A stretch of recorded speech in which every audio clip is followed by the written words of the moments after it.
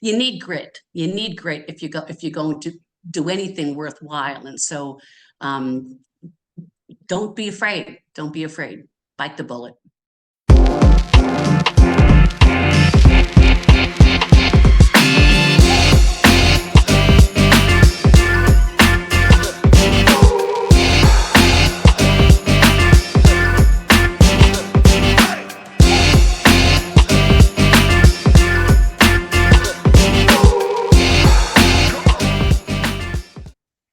Hello, everyone. I am Melissa Forziat of Take the Doughnut, here to help you get inspiration and get donuts. I'm a motivational keynote speaker, and today I'm bringing you a Take the Doughnut interview with Elizabeth Chayer, who is the director of the American Dance Institute in Seattle, Washington. Welcome, Elizabeth.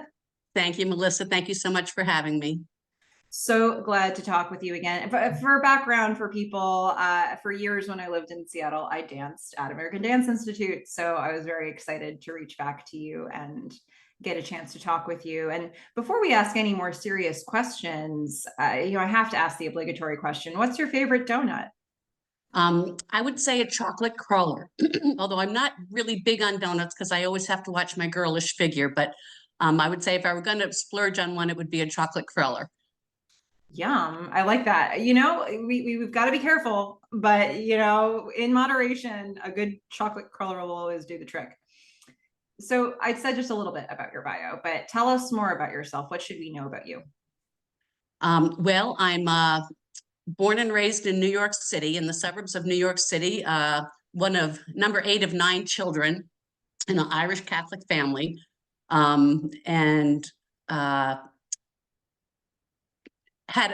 Was actually a very shy kid growing up. I'm not quite sure when I got my wings, but I think by the time I finished high school, I was quite the adventurous spirit, and did a lot of traveling and things that excited me. And then I one day was at I took a ballet class to fill a PE credit in college, and I fell in love with it.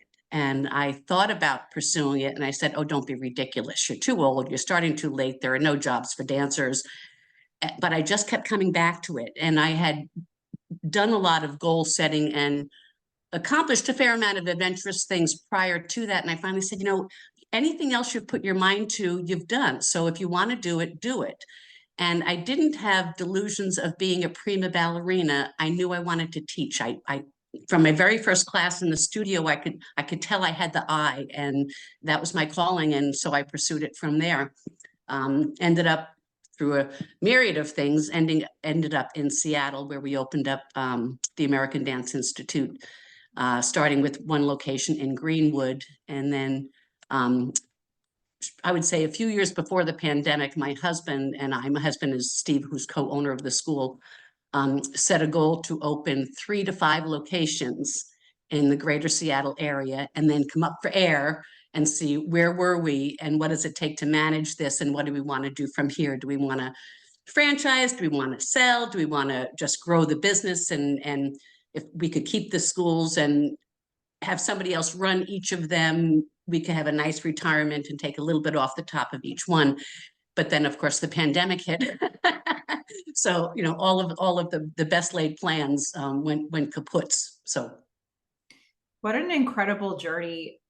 What an incredible growth journey, both for your business and also from a personal level. So you started saying you were just a shy girl, and now you're this leader and this business owner. And I love the fact that, as somebody who took adult dance classes at your studio, I could really feel your background come through in the vibe of those classes, because it wasn't about like being the best dancer. It was just a really fun, safe space to get to know people and to dance, and sort of no pretense about it. So absolutely wonderful. I'm passionate about, I'm passionate about teaching, period, but especially adults, because I started as an adult. That I think there's a lot of barriers for a lot of people, or they think that there are barriers to entry for them to get into the dance studio. And I try to erase those barriers, because it should be accessible to everybody. It should be accessible to everyone.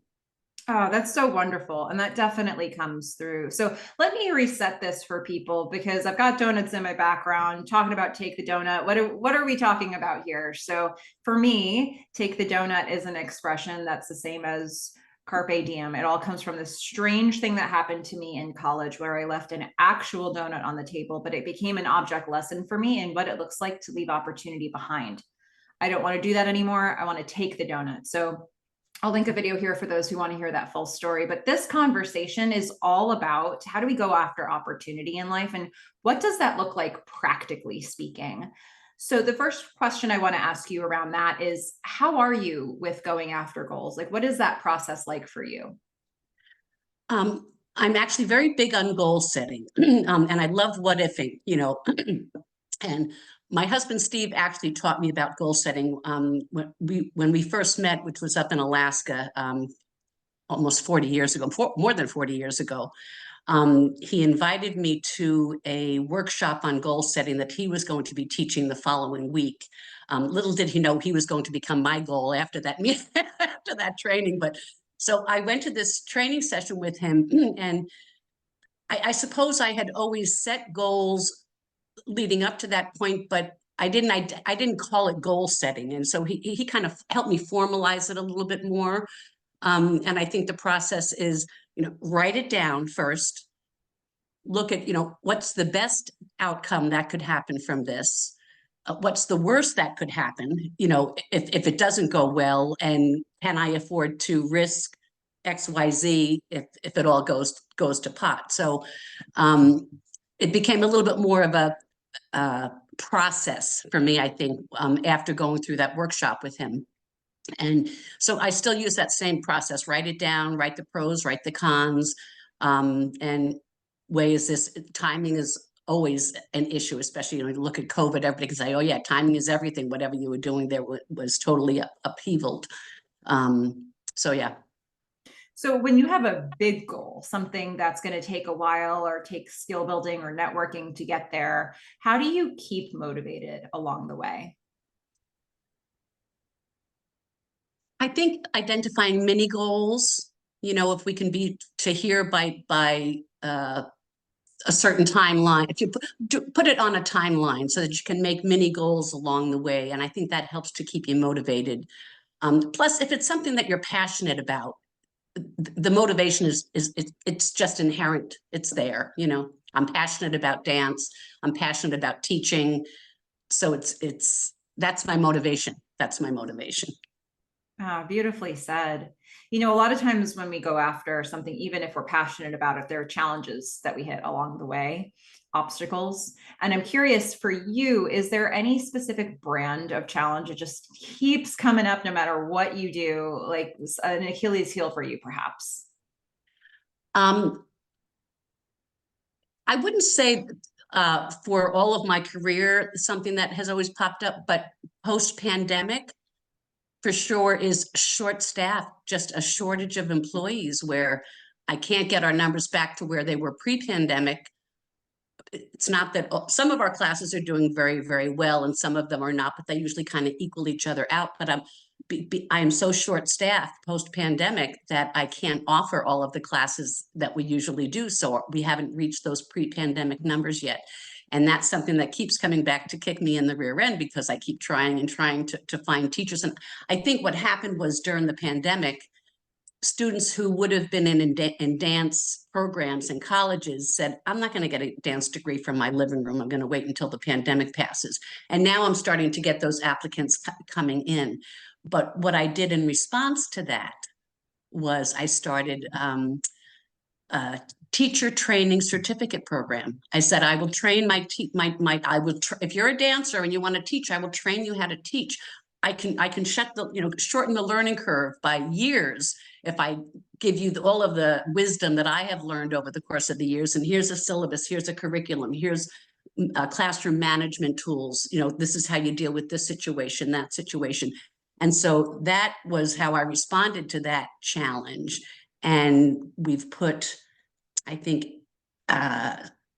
7 or 8 ladies through the program already that are either teaching for me or were teaching for me and are now taking a break or whatever. So I'm starting to pull and recruit from our own dancer ranks, saying, okay, who wants to teach? I can teach you to teach. And so we started this program, and it's been very, very successful. And I'm optimistic about going forward to getting our numbers back in, that I'm getting now resumes from teachers that are now graduating in May and June, that they'll be coming back in. So there's light at the end of the tunnel, that those numbers will be able to come back in again. So what an interesting solve. And I think it just goes to show your adaptability.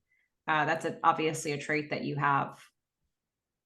But so let's talk a little bit about going back in time here. What would you say is the biggest donut you've ever taken? Could be personal, could be professional, but what jumps out to you as the biggest donut you've taken? You know, I think the biggest one is just pursuing dance as a career. You know, like I said, I took my first ballet class at age 21 when I was in college. Now, I had done some modern dance in high school and gymnastics in high school, so I was fairly strong.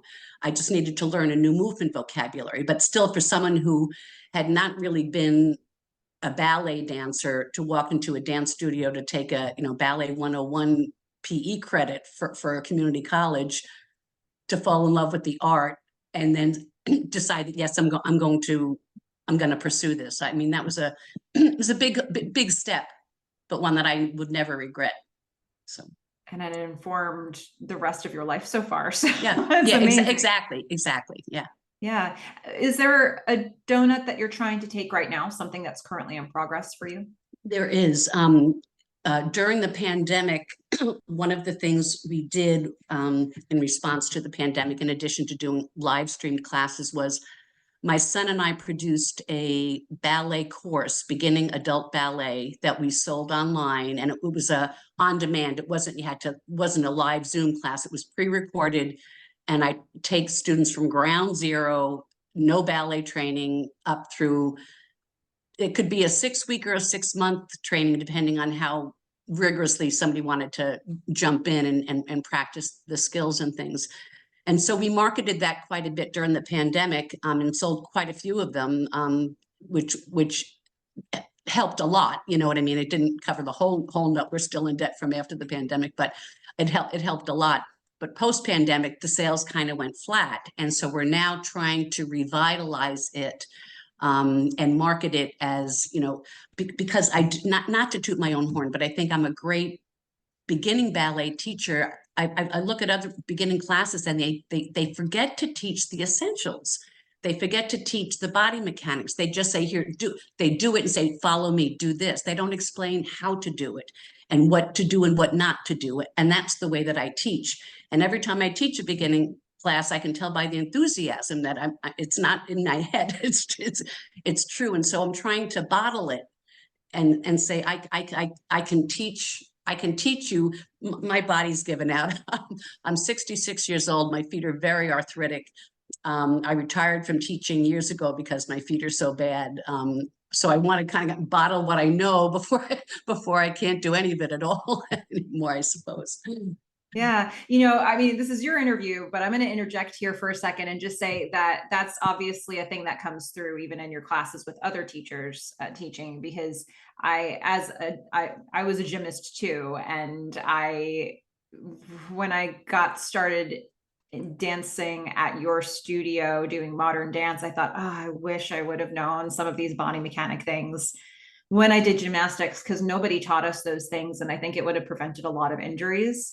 So there was a year while I was dancing with you all that I had a chance to volunteer coach for a college gymnastics program. And there were times where I was just showing people, here's how you plie, and this is going to save your ankles and your knees. And it would make a difference immediately for them. And so it's like that body mechanics stuff is an important part of the process that, a lot of people don't teach that.